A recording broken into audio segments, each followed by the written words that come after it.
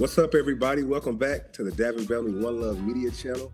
Another episode of Off the Clock. And remember, we are off the clock. So if you're sitting at home watching this, grab you a drink and just come kick it with me for, tonight, man. I got some great guests. I've joined these guys' show when I first started doing media, and I was just so impressed about their professionalism and their knowledge of the game. So you know what Davin got to go do. Davin got to go get them on the show, man. Got some special guests for you representing the new SEC media, my man Randall and my man Hunter. Please give a round of applause for my guys joining Off the Clock, man. They are off the clock in the coach's lounge. How y'all doing, man? Okay. Yeah, man. How y'all doing? Everything cool? Man, we're doing good, man. We're doing good. Happy to be on Off the Clock. Happy to be off the clock, just talking ball, talking about everything college football. It's been a fun season and covering the SEC at the new SEC podcast, and just happy to be on the show, man. Let everybody know where we can find y'all. Yeah. I'm sorry, Hunter. Man. Where we can find y'all. Yeah, man. I appreciate the kind words. It's always been fun having you on the show. Especially when we talk Georgia ball. I know we had some good ones talking Georgia Ole Miss, and we got that rematch. So excited to get into some of that. We do all SEC content covering all 16 teams. The new SEC podcast on YouTube. We're on Instagram. Find us over there.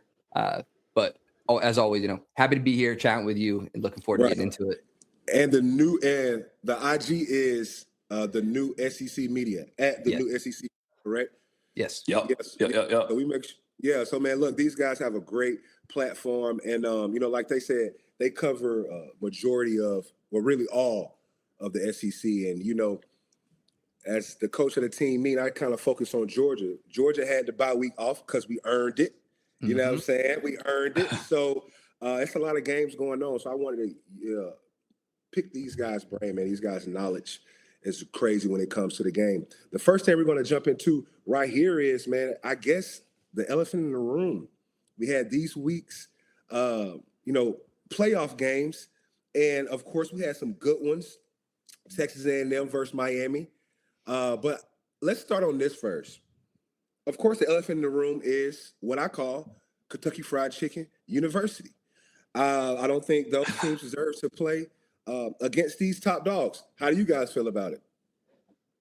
Look, man, I don't hate a G5 school making the playoffs if they're a top 12 team. I think back to a couple years ago, back when Cincinnati made it and played Alabama, like that's all cool. They got to a 4 spot on their own merit. You take a team from the back half 20s like Tulane or JMU. They're great football teams, but they didn't do enough in the season to prove to me that they could do it. We saw it this weekend.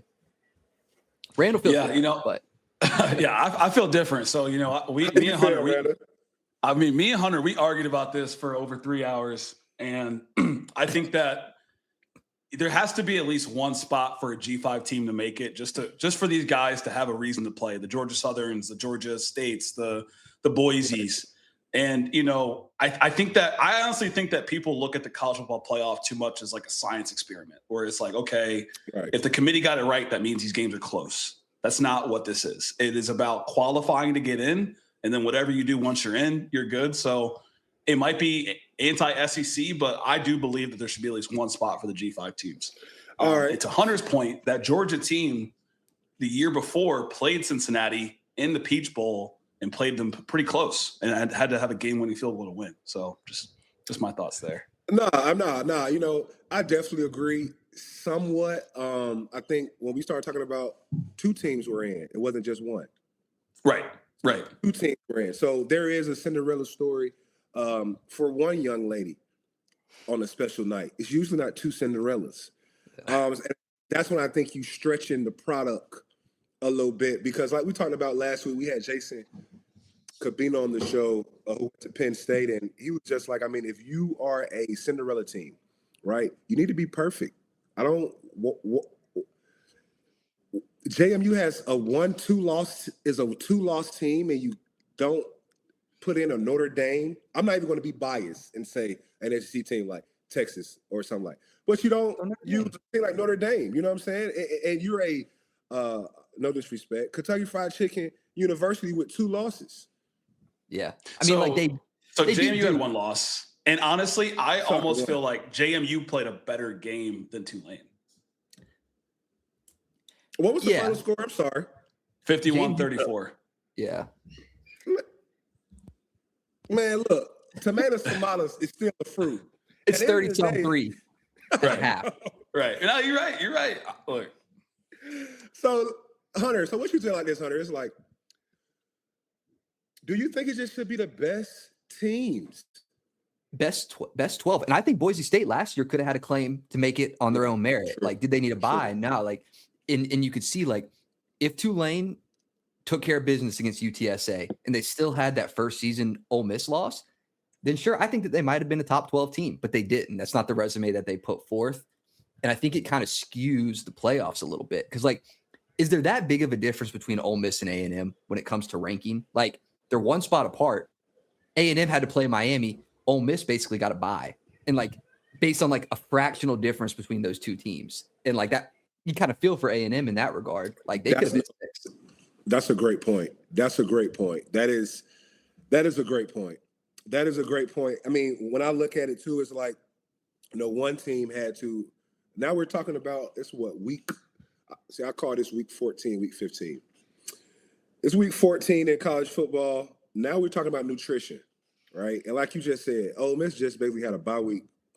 Miami just had to fight. So it's like, okay, we both are first-round teams. We don't get that rest. But basically one team did get rest. I mean, Chambliss looked like he was playing 7-on-7. They weren't breathing on him. And from the time they kicked off, they had no chance. And I think when we start looking at, this is the second year in a row where the first round of playoff games have been yawners, yawn, boring, we don't want to watch. And then you get one game like Texas A&M versus Miami, where you got two thoroughbreds, like NFL talent. Not saying that these two teams that made it don't have NFL talent, they do, but it's more spread out. At the end of the day, when it's Texas A&M and it's versus Miami, I guarantee you it's more league scouts on the sideline of that game than it was JMU versus Ole Miss. You're just getting a better competition as a viewer, as a fan. I don't know if the league can afford to have, as we start looking at next year, another first round just mishap like we got these last 2 years. These games aren't even close. I mean, teams are covering the spread in the half. Like, it's like there is no excitement to watch JMU versus whoever they play. You know what I'm saying? No, and you're right? It was like we got Alabama, Oklahoma Friday night, like good game, right? And then we had A&M Miami at noon. I low key tuned off a little bit to that 3:30 Ole Miss Tulane game, the 7:30 JMU Oregon game. Like I kind of had it on with other games. Like it wasn't the primary watch because it wasn't close. And what I liked about what you said was just the NFL talent. And Hunter, I said this yesterday when we were talking. Yeah. You look at some of these past G5 teams. You know my boy Nick Thurm. Played for Houston. Right. That Houston team beat Florida State, but they had guys like Nick. They had guys like Will Jackson who played DB for the Commanders, the Redskins. They had guys like Greg Ward. They had NFL players, and I think don't want to cut you off, but I do want to say this. I think U of H is especially that U of H team. Right. I think you don't mention them in the same. As far as talent wise, they're not JMU or they're not Tulane. You dig what I'm saying? Though, like no, 100%. Yeah. And Cincinnati is not compared to JMU. They had Desmond Riddler. They had Sauce Gardner. Sauce, right? Yeah. So like Cincinnati is still. I would never call Cincinnati Kentucky Fried Chicken University because they just don't have the funding. But they are still Power 5. When we're talking about JMU and Tulane, this is like a level below. But now, no, you're hitting on the same point. I just feel like those teams in the past had NFL talent, even if they were G5. They had one player who was better than the other player at the same position. Like Sauce was the best corner on that field playing against Alabama. Like Greg Ward was a better quarterback than whoever Florida State had in that game for Houston. Landon Roberts was a good linebacker. Like there's a lot of guys that were NFL ready from G5 schools. So I think that you can't make it a requirement, but I think it should be a qualifier when it comes to getting into the 12th team. The other thing, and not to like fully dominate, is I told Hunter maybe we kind of have a qualifying round.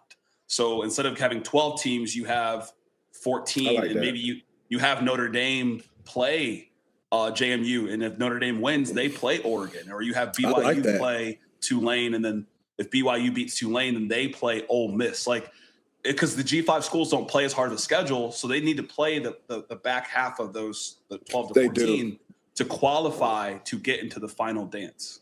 It gives you a chance to see how they play against these. Because, like, we saw it with Tulane and Ole Miss, but, like, JMU didn't have a game all season to where we could look at them and say they can't compete here or they can compete here.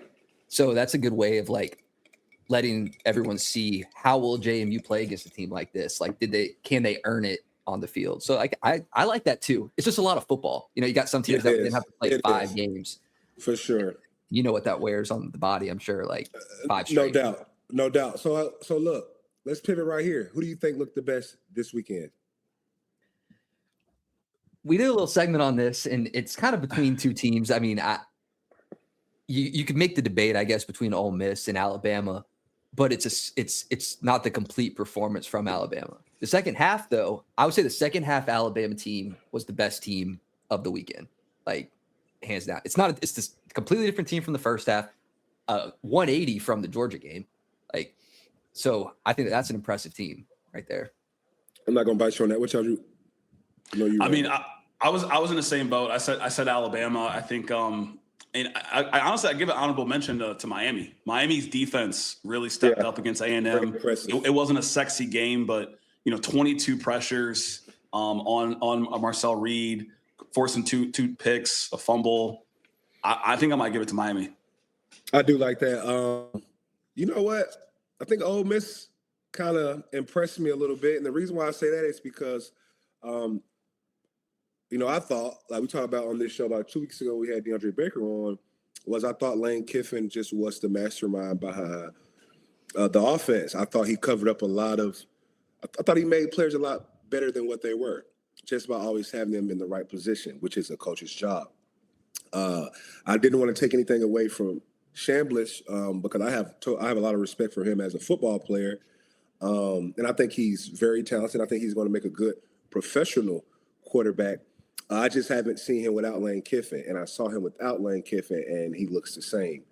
So I'm gonna give it to Ole Miss. When I look at the Texas A&M Miami game, I never figured or thought that Marcel Reed could win from the pocket. Winning from the pocket is the only way you're going to go far in professional football and college football, which is professional football, in the back end of your season. Being able to run the ball, stop the run, and having a quarterback that can win from the pocket, that's how you're going to do it. Dual threat quarterbacks usually fade out once you force them to do something they don't want to do. And I feel like Miami did a great job of that. I don't think Miami was tested versus Texas A&M just simply because I never had any confidence on Marcel Reed being able to win from the pocket. So my team that looked the most impressive was, Ole Miss.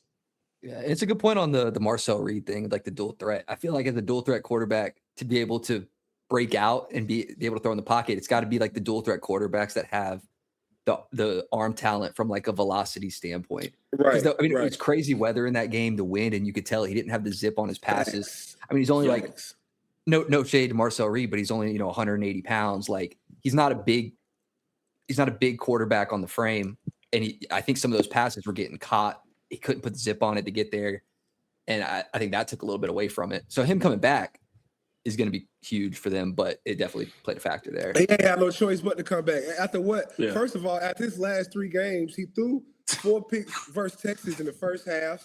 That really showed me, and I already knew he couldn't win from the pocket before I watched Texas. Then I watched Texas. I said, you definitely can't win from the pocket. I knew they weren't going nowhere in the playoffs with what I saw. And you just saw the same thing. This is what I realized about sports. Man, by week 13, week 14, it's no more hiding. I know everything. I know what – by week 13, week 14, I know if it's a run or pass play just off if your quarterback rub his towel before he say down said hut.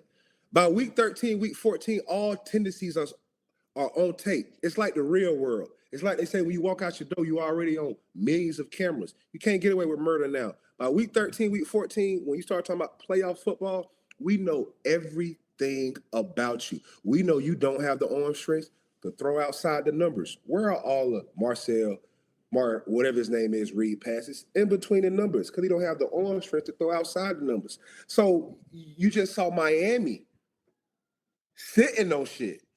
Yeah. We don't believe your arm power can pierce the wind. So everybody play press man. And matter of fact, let's put a zone on you. Now let's make you pick us apart from the pocket and dissect our zones, which we don't think you can do. Not taking nothing away from the dual threat quarterback, but a pocket quarterback, 9 out of 10, he got to win the game with his brain.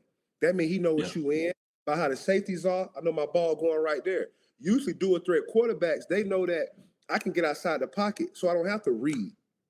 That's why I say pocket quarterbacks, just what goes into being a pocket quarterback is usually those successful teams. The tape is out on Marcel Reed. The tape is out, and Miami ran it to a T. And this is what I want to say right here, though. As we look at these matchups next week, Dennis, when you get time, can you pull up the updated bracket, or we can pull that up later, or if you guys have that now? What game are you excited to see, and who do you think moves forward from this weekend of games? Randall? Man, I mean, I love college football, so I love this whole slate. Like, I love this whole slate. They got Georgia Ole Miss Saturday night. That was supposed to be the SEC championship. I'm curious to see what Mendoza does against Alabama. I really want to see Mendoza play an SEC school. He beat Auburn last year at Cal. I'm not counting that. I want to see what he can do against the SEC defense. That's what I want to see. I like the out of conference. Anything out of conference, cross conference is what I'm excited about. Like, we saw the Ole Miss Georgia game the first time. Like, it could go completely different, and we could talk about that. But Alabama, Indiana is a big one, especially because like Mateer, not a very good quarter. Like, he's a good quarterback. He's not a great quarterback, and he was able to attack some of the zones that Alabama had, find some of those gaps. It'll be interesting to see how Alabama preps for a guy like Mendoza. I like what one of the things that we talked about with the storylines, like personalities. I like Ty's personality. Mendoza's kind of got that like smile, happy, like scholastic, personality, almost like a Jim Harbaugh in player form. I feel like Ty's got that like, hey, I'm riding with God. This is God's country. I'm plugging away. Y'all wrote me off. I ain't right back. So I can see a little heroics there. I like that guy, Kawan Lacey at Ole Miss, NBA YoungBoy vibes, just out there running that thing. I wish I had a belt in here. Do the belt. Do the crack the belt. NBA YoungBoy versus everybody but Georgia. We used to say this thing in the locker room. But I still say it to this day. The players in the locker room that got on all the NBA YoungBoy, that's doing all the dancing and doing all the gun movements, the ones that go in the first quarter and won't hit a lick. You see what I'm saying? So I do like Lacey, but just to go off what you said, he didn't have that same physicality. And a lot of teams that play Georgia don't. But we're gonna get into Georgia. I do like Bama and Indiana. In my opinion, I think Indiana is the second best coached team. I think they're the second most physical team. I think they're the second most disciplined team. I think they're the second most balanced team right now. And in my opinion, I think Indiana is going to beat Alabama. I was very impressed with Indiana versus Ohio State in the Big Ten championship game. Very physical. They won a lot of scrimmage, and they did what I only seen one other team do. They drug a team to deep waters, and they drowned them. Ohio State could not match the physicality of Indiana in the fourth quarter. So I like Indiana, but I think that Miami-Ohio State game, just off of, the hype of both places, the history of this game. DeAndre Baker brought this up last time on Off the Clock. I had no idea. This before the college football playoffs. He was like, bro, Vegas going to make sure that Miami and Ohio State rematch happened, I guess, from like 2003. So he called that 2 weeks ago, and here we go right here, Miami, Ohio State. I think it's going to be a lot of talent in that football field. You want to talk about scouts being on the sideline? That's the one scouts going to be at. Yeah. No, he called it right. And Jeremiah Smith, their star wide receiver at Ohio State, he was quoted today saying, "I don't really care about what happened 20 years ago in that rematch." So he's got that dog in him too. He got that dog in him. He do. Yeah, he's serious. I mean, what's your thoughts on that game with Carson Beck? He left Georgia, got that $4 million contract over there at Miami. Yeah, and he looks better. Really do that much. He didn't really do that much against A&M. He won. Better? Does he look the same? Look, I love Carson Beck, right? Less mistakes. I've never been the guy that just hated on Carson Beck. I thought he did get a little bit too much of the blame, but that's what happens when you're the quarterback and you drive a Lamborghini, right? The same reason you got a Lamborghini is the same reason why it's hard to have 100% likable rate. Some positions and some jobs that you have to take in the world, you will never have 100% like rate. I've been a leader on about 90% of the teams I've played on, and everybody don't like me. You're not supposed to like a leader not supposed to be liked by everybody on the team. You dig what I'm saying? So I think Carson Beck got a short end of the stick. But one thing that I realized, which I think, what game was this? He threw 4 picks about 3-4 weeks ago. Louisville, against Louisville. The same thing showed up. This is why I say it's really no different. I think that Miami fits him better. I don't think he is I think Gunnar Stockton is the type of quarterback that Georgia wants. Built off the running game, play action, read option, quarterback red zone, boom, boom, boom. Carson Beck showed me the same thing he showed me when he was at Athens. If you hit him, all ACC offensive linemen, 4 of them between the first, second, and third team. I mean, they're giving him the protection. It's in the ACC, so it's different than his time at Georgia, where he was going against some of those real premier pass rushers week in and week out. That is true. It's not all necessarily his fault. I think it's some of it in the Louisville game based on the receivers for sure. But I mean, he's got great protection there. That's kind of been the reason that he's been propped up. But a lot of the stuff last year was not his fault. Arian Smith was doing that little hop every time he tried to catch the ball and dropping the pass. I mean, for sure. 50% of the time. So it's not all his fault, and he does take the blame for it. If he can stay clean through this game, then it will be interesting to see, him play potentially Georgia in the following week. What about you, man? And I mean, I just, like you said, I like this matchup a lot. Like, I think, Miami's D-line, Ruben Bain, I mean, he's a day one guy. First rounders. Yeah, First rounders, right? The O-lineman for Miami is a day one guy. Sonny Styles, Caleb Downs, Jim Thorpe Award for Ohio State, day one guys. Like, this is real deal NFL talent. I think Miami has a real shot in this game. For some reason, I think that they can slow down Julian Sayin. He's third in the country in touchdowns for Ohio State at quarterback, but I like this matchup. It's the only one on Friday night at All Eyes on New Year's Eve. I think it's gonna be a good one. Wait, I know we off the clock. Am I geek or is that 9.5? 9.5. 9.5. Oh my God. 9.5 of them things. That's a lot. How y'all feel about that? It's a lot with the pass rush that Miami has. I mean, you mentioned Ruben Bain. You got Akeem Mesidor. Like, they're going to get pressure on Sayin, and I'm not necessarily bought in. And I'm not necessarily bought in on Ohio State's, the offense is good. It showed out, but it's been against some teams that are not Miami. That's not good. That's not Miami. That's very true. I'm not. Jacoby Thomas really out deep. Yeah. So let's talk about this Mississippi State Ole Miss rematch. I know, Hunter, I know you've been itching. I can see your legs shaking up under the table. You've been waiting to get to this. Hey, look, legs crossed. It'd be different. It'd be different if I had you the first time when they played the first time. You talk to me. How you feeling about this game? Just be honest with you. Just be honest with me. How you feeling about this game?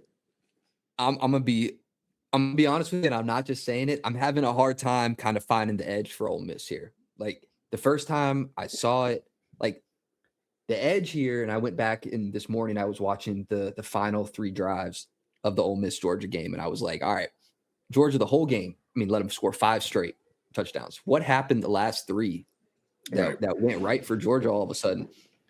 The DBs kind of stepped up. There was some good coverage in the last 3 drives of that game, and that's what changed. And that's been improving since that game. And that's where I'm having a hard time seeing like where those first 5 touchdowns, Georgia defense, I don't think they're there anymore. I don't think that's that team. I think it's the last 3 drives, Georgia defense, that's the one that comes in here. Yeah, so you reviewed this play on your team meeting, and you had showed this, how the play they scored against with Alabama, they set this up, right? It was facts. Yeah. But I mean, I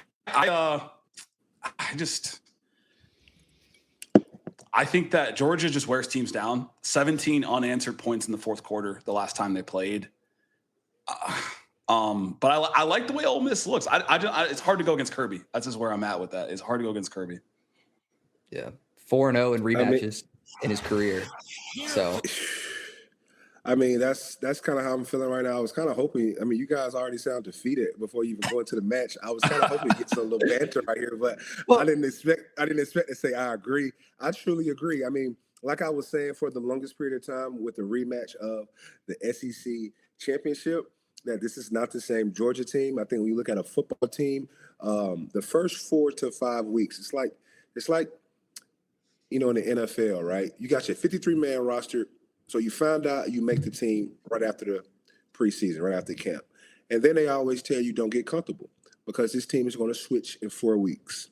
And then after 4 weeks, the people that you're in the locker room with, now you start to see there's enough games, there's enough sample size for the team. Like, I like that special teamer for the Dolphins.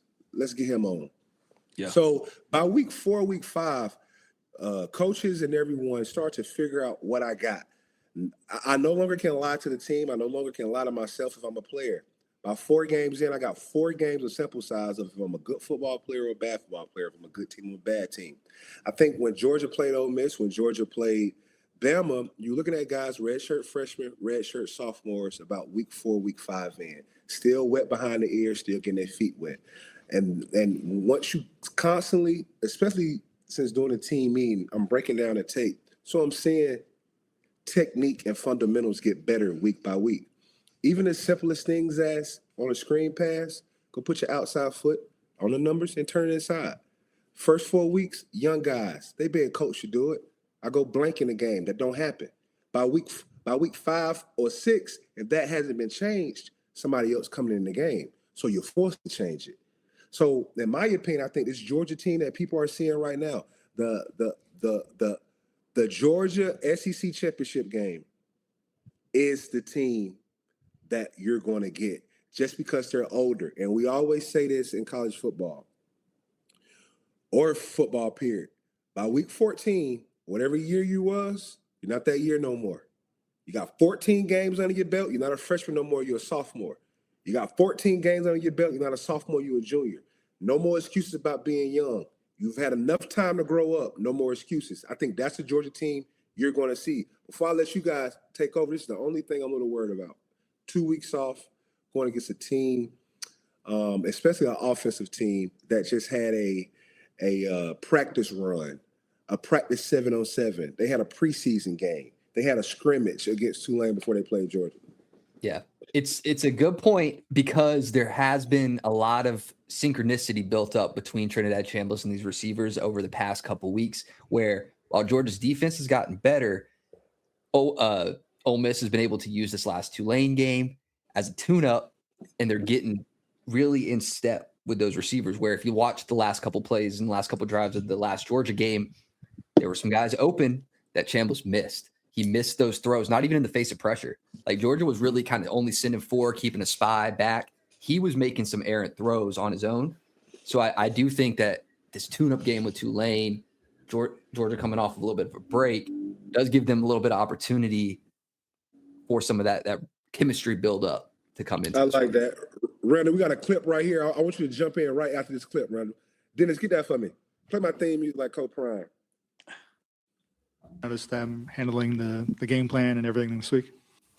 Charlie and the offensive staff have had a lot going on the past couple of weeks. Just how did you notice them handling the game plan and everything this week? I had zero concern with Charlie Weiss calling this game for this one reason. Charlie Weiss cannot afford not to call a hell of a game.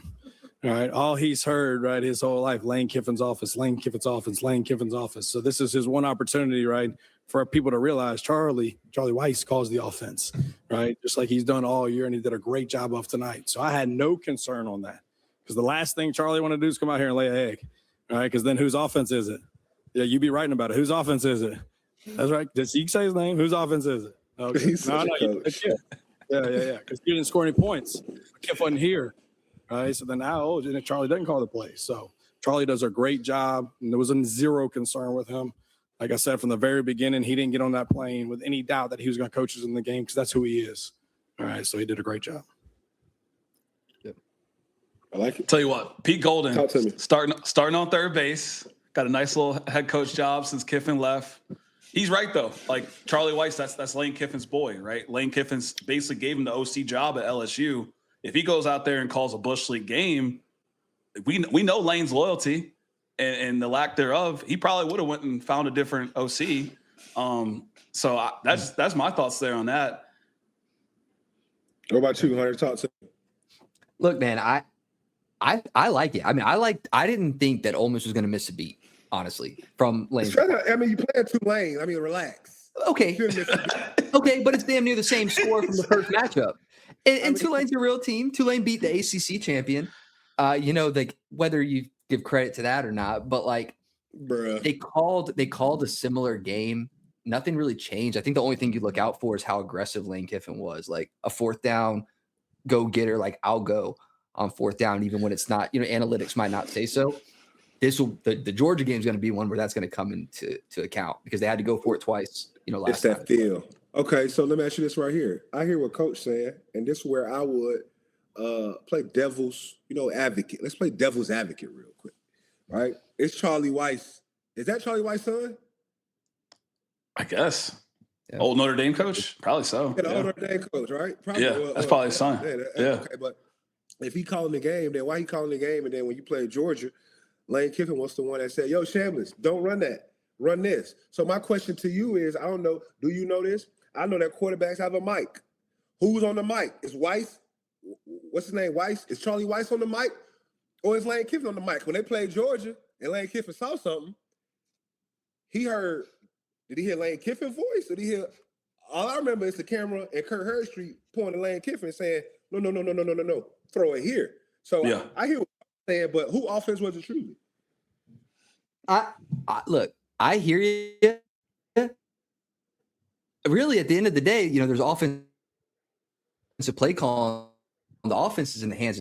You don't hear anything, and Chambliss is the one making the plays. You look at the first Georgia game, where he's the one who took off and ran and got some touchdowns scrambling. Like, that's not a Lane Kiffin decision. That's a Trinidad Chambliss decision. Right. So, like, at the end of the day, play call this, play call that. Chambliss, between the hedges, was hitting here and making plays with his legs that is away from coaches. So, like, the players themselves are the ones that got in this position. Forget what the coaches. Hold on.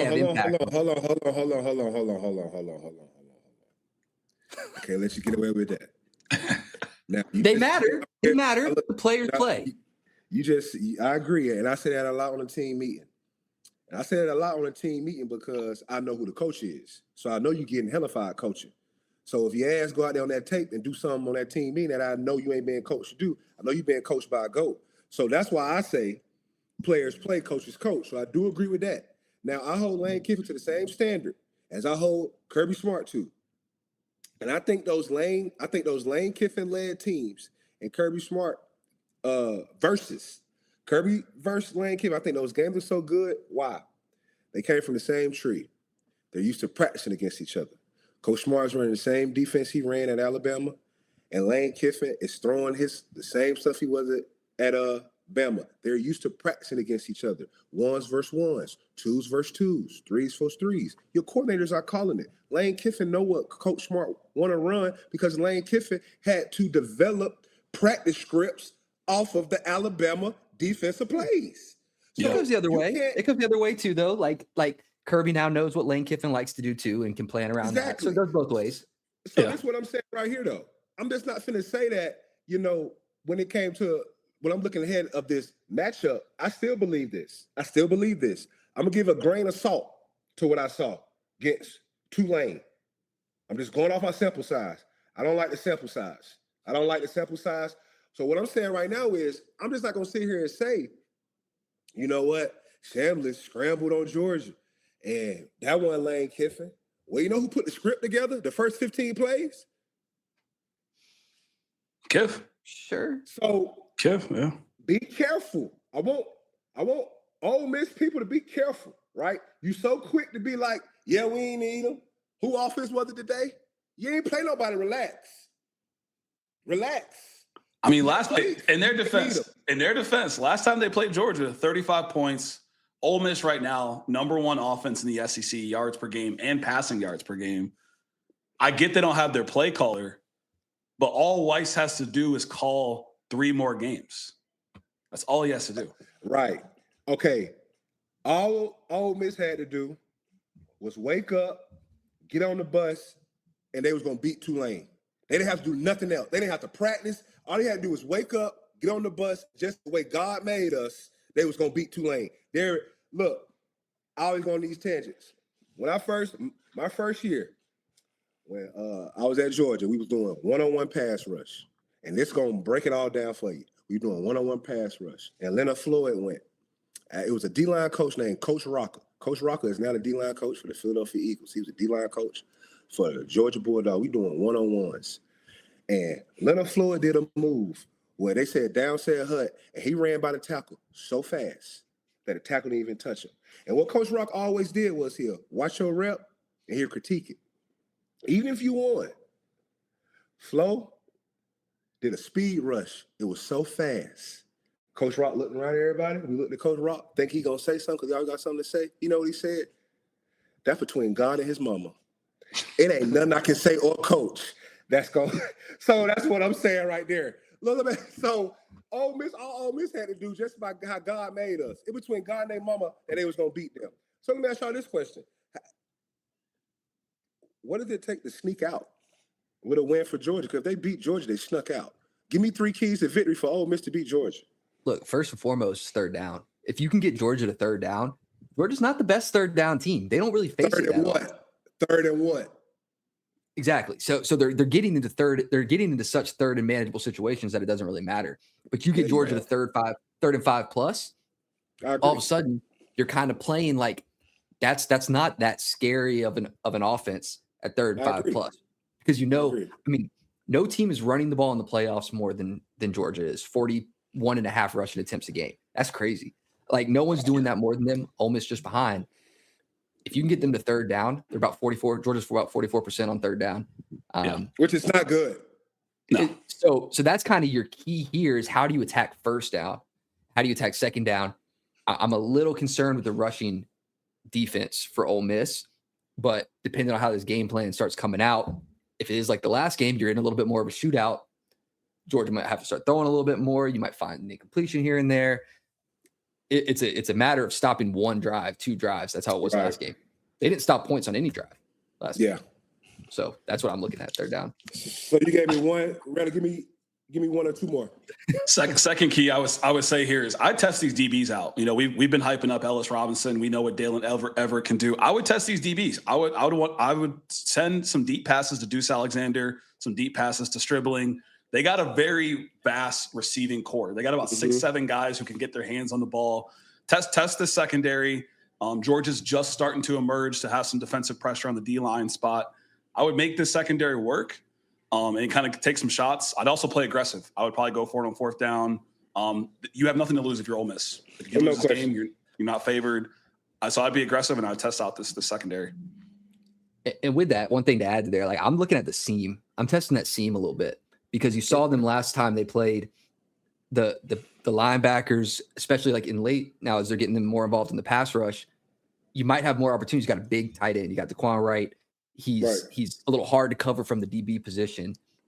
How does he get out if they're going to be keeping eyes on Chambliss running? If they're keeping eyes on Lacey running, can you attack that a little bit? Because we saw that against Tulane both times. We saw that against Mississippi State. Like their last couple games, they've really been able to take advantage. That's his best spot of the field, kind of between the numbers. Right. 10 to 20. So how do you get that? I like that. Just to speak on about what you said, Randall, a lot of people have been trying Ellis Robinson.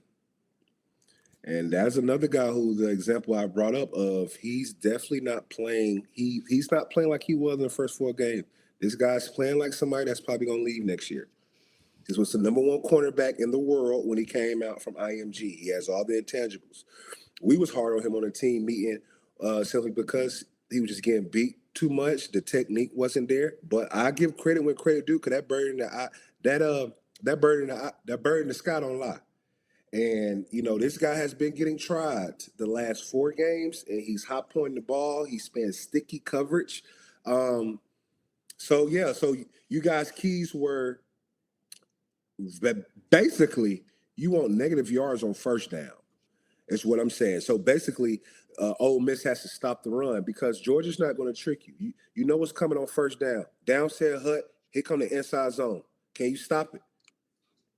So I think they have to win the line of scrimmage, which I think they would do a better job just because, like I say, you're playing in the playoffs. You are Ole Miss.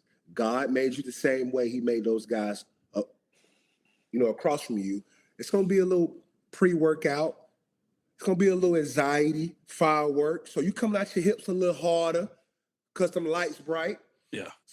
But are they going to be able to sustain? I think that's the number one question. I do think they're playing with a chip on their back. I always say, if you kill a roach, they'll kick before they die. Everybody has written Ole Miss off, and I do think they're playing with a chip on their shoulder. But I think it's going to be a good game. And honestly, I'm scared about the time off, but I do think Georgia just physically is going to dominate them. And I think, like I always say before we get to our next point, when you're playing Coach Smart, it's a game of adjustments. Can you adjust at halftime? I lost to Nick Saban because I did not adjust at halftime. That's why I do not have a ring. When you're playing coaches like Bill Belichick, Nick Saban, Coach Smart, who gives a damn about how you play in the first half? When you let that genius go in there at halftime and put that whiteboard up, and they got all your 28 to 30 plays in that half, and they know what you're doing, it's hard to beat that mad scientist. So can Weiss and can Chambliss, without Lane Kiffin, be able to match mad scientist versus mad scientist at halftime? That's what I want to see. Yeah. The interesting thing about all these quarterbacks is Chambliss is a transfer. Mateer was a transfer. Who else is a transfer in this? Carson Beck's a transfer. And you look at all Dante Moore. Dante Moore. Yeah. But dude, so Dennis, just like Coach Prime with my theme music, can you pull up all these guys that are transferring? My ace in the transfer portal right now is DJ Lagway. I think Chambliss may be going to LSU, but my God, if I'm Lane Kiffin and I'm the quarterback whisperer, like they say I am, I'm going to get Cam Newton 2.0, out that portal real quick. How y'all feel about that? Or who you think the best portal quarterback is? There's some good ones, man. I'm a Sam Levitt guy. I think Sam Levitt could bring a little bit to a team. Where do you think DJ Lag? I could see him ending up at Tennessee. I know that isn't really one of those like real highly projected landings for him. If I was him, that'd be a spot I'm looking at because of what they were able to do with Aguilar and taking a quarterback and building a scheme around the highlights. For Lagway, I don't think he really did himself any favors this year as to like a coach wanting to ride a reputation on him, which is where I see the fall off for the LSU talk for me with him is it's like Lane Kiffin, year one, LSU. Do you bring in this guy who's kind of been playing like poorly with a bad coaching staff, sure, at Florida, but hasn't been playing very good to basically hang your reputation on first year at a new school? He's not the pick for me for there. I know Randall and we talked a little bit about Baylor being an opportunity for him. Y'all think he lead the SEC? He go to Baylor with Fran? Willis, Texas guy, recruited heavily by Baylor. I feel like he didn't want to compete. The report said that, John Summerall had a meeting with him and was like, this is going to be open competition, and he decided to leave. So part of me feels like he might not want to compete. I don't know him personally, but if he doesn't want to compete, Baylor's a good opportunity. Where aren't you going to have to compete in the SEC right now? Like, right. There's nowhere. Yeah. But he has these intangibles, though. I agree with you. Like, if with the right quarterback coach, he's got it. I like the best situation, like if I really had to think about it in the SEC, it's like what jobs are open. Like, Sellers is coming back at South Carolina. Kiffin's going to get. Oh, he is. Yeah, he is. Yeah. He just resigned today. Yeah. Crazy re-signings in college. Resigned. He just resigned today. Crazy. Right? Jesus. I'm trying to there's no benefit to going to like a Kentucky. Like you're not getting any upgrade at the weapons position. If you're looking for weapons, like you got Bo Prabula out at Missouri. They're adding some stuff there at Missouri, but like, it's kind of a high turnover school in itself. Virginia Tech could go James Franklin. James Franklin, I like that, and I do like him continuing the history of dual threat quarterbacks at Virginia Tech. As you know, Michael Vick, Marcus Vick, Tyrod Taylor. The list goes on and on. I love Virginia Tech is one of my favorite teams growing up because of Michael Vick and them. This is what I look about Florida though, man. Like we just had the highlights up there of DJ Lagway. And you see the highlights look amazing, right? But it's a highlight tape. So so basically we compile all your good plays. But if I watch you on TV, I may see a good play and I may see a bad play. You know what that tells me? That's consistency. What's the difference between a good player and a great player? A good player makes good plays. A great player consistently makes great plays. What makes what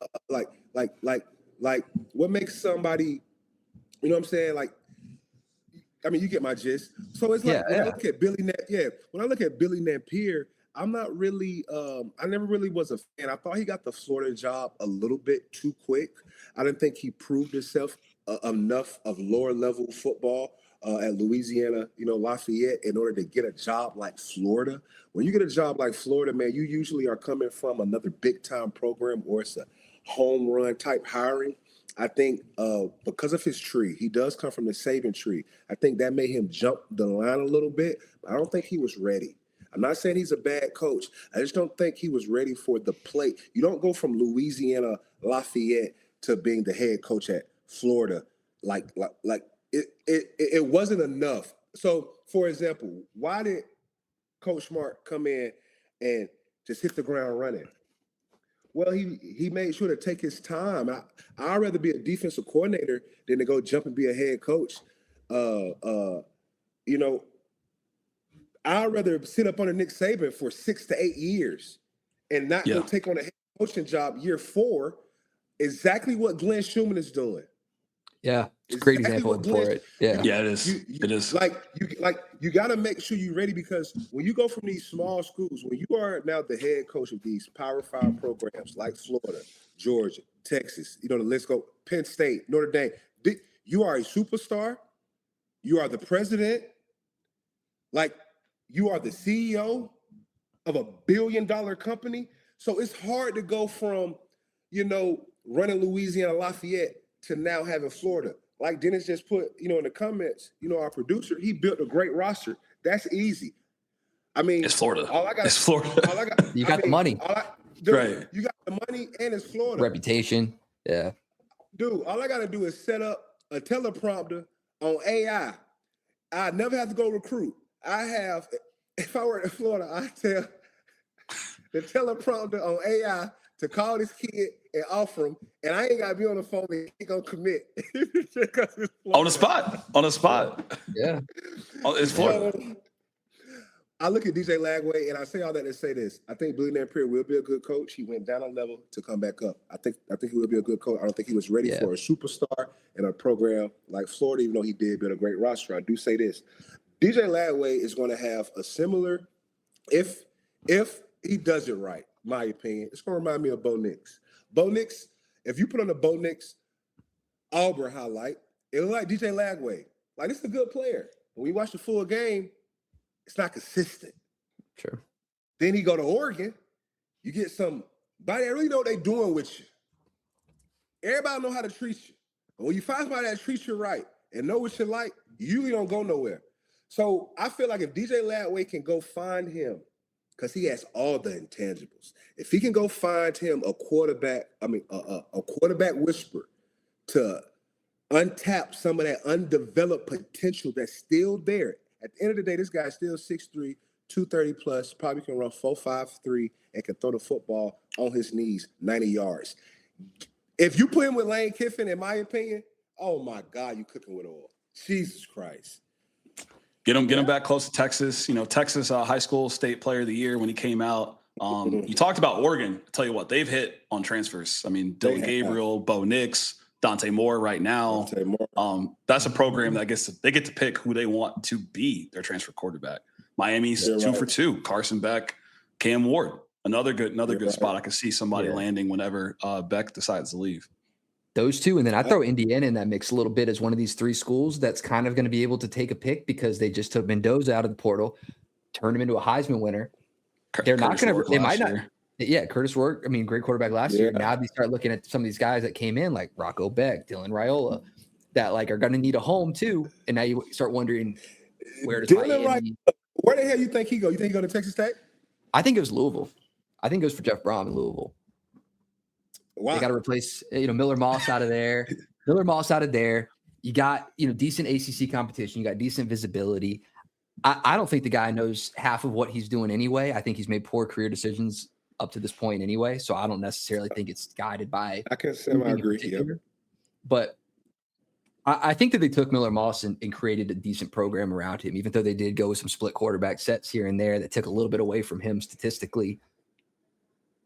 Jeff Brom he should have been up. He could have been up for another job too, out of Louisville. He's done a pretty good job there. He could have been in contention.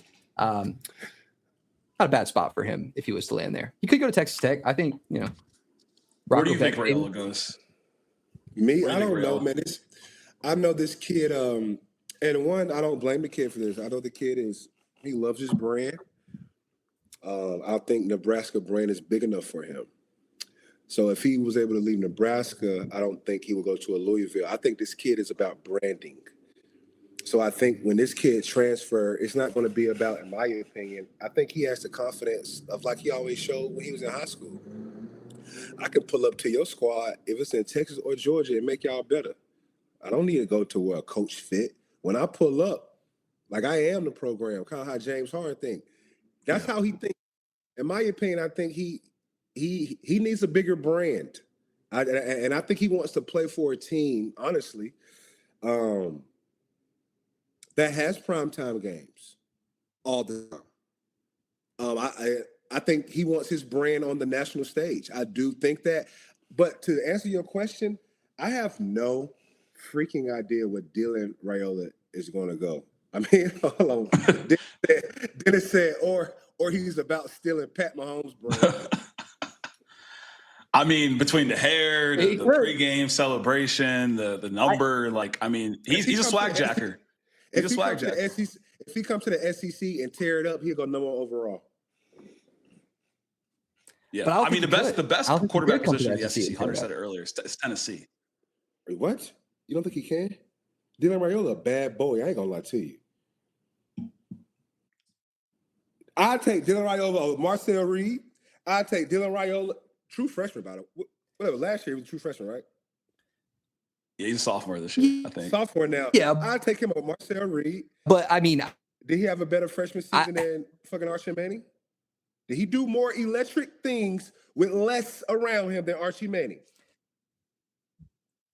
I think Arch got the bad end of a stick, and I think he's done all right. Arch's best receiver entered the portal today, by the way. Just FYI. Wow. So, sure. But look, I'm not. That's a bag chase. Ask the question: did Dylan Raiola do just as good or better his first year starting than Archie Manning with less? If you put Dylan Raiola at Texas, are you kidding me? So what SEC team that's tearing it up, a 7 or 8+ win SEC team, doesn't have their guy that would take him and become an 8+ win team? You look at, Alabama's probably going to move into one of their backups, and Georgia's set for next year. You look at A&M, they're set for next year. Ole Miss could be an interesting spot, but I think that they just go with whatever happens with the Simmons-Chambliss thing. Yeah, Tennessee. You got two. Tennessee. You got Tennessee. Look. Shit, even Vandy. Honestly, Vandy. They got a true freshman coming in, but Vandy would probably give him a look. They probably gave Jared Curtis some guarantees to get him out of Georgia. They got him some guarantees where he did what he said he wanted to start. The only thing I say about Dylan Raiola is, man, look, Remember Spencer Rattler went to South Carolina?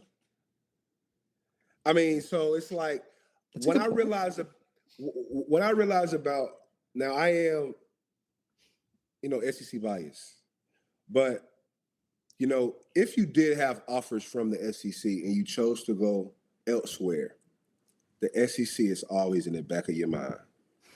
You always want to know, how would I fare there? No matter if you go to a Big Ten, no matter where you go. I was committed to Florida State for 10 months. And before I flipped to Georgia, it was all in the back of my head. Do I really want to play in the ACC?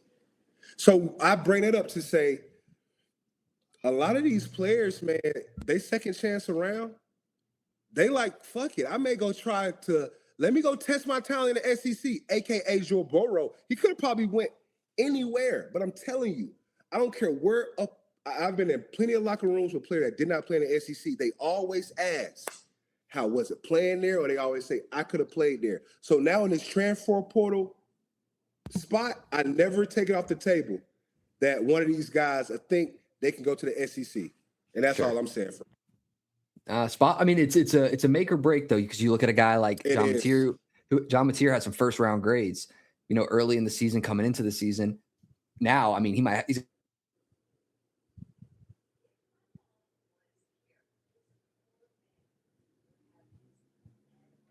No, Mateer was good. I mean, he definitely last season 29 touchdowns. This year, I think he only had 12. So he broke his thumb, bro. He was up for the Heisman before he broke his thumb, and he came back like 2 weeks, freaking, earlier before the surgery was healed and tried to play. So he broke his thumb. I think John Mateer was good. He was up for the Heisman, good player. Just after that thumb, just not the same player.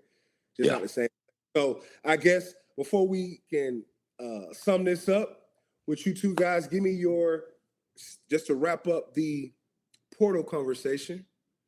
Top guy in the portal, where is he going? At the QB position. QB position. Top quarterback position. I mean, there's Josh Hoover, TCU, Sam Leavitt, Arizona State. There is, who else came out? DJ Lagway.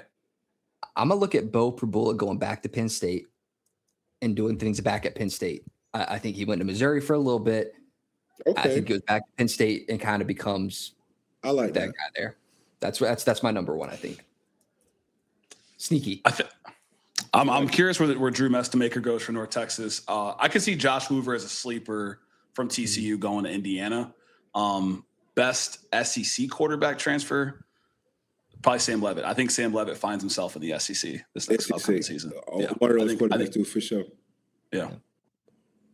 Yeah, man. Look, man, I appreciate you guys for joining the show, man. We are right at the hour mark, man. I'm happy you guys, was able to chill with me today as we are, off the clock, and all the people that's out there watching. I appreciate you guys for grabbing your drink and just sipping with us, man, and talking a little ball, man, a little living room talk. Look, man, I got these guys right here, these two guys right here, Randall and Hunter. These guys you're going to see these guys on your TV, in 2-3 years, man, doing big time stuff. And the new SEC media is taking off. These guys got knowledge of the game, like you saw. Perfect. They blessed us with their president. Off the clock. We out, baby. Yeah, until next time.